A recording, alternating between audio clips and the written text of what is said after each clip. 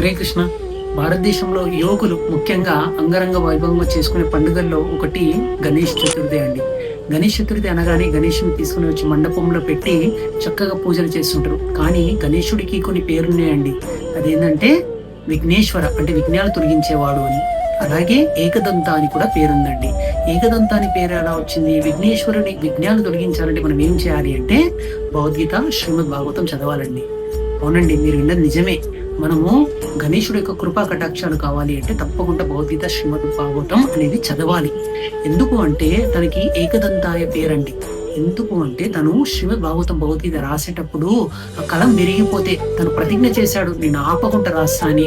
ఆ కలం విరిగిపోవడంతో తన దంతాన్ని విరిచి తను రాశారండి. మనకి శ్రీమద్ భాగవతం, భగవద్గీత అందించాలని అలా రాశారు.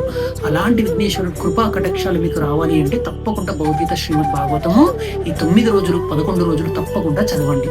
హరే కృష్ణ.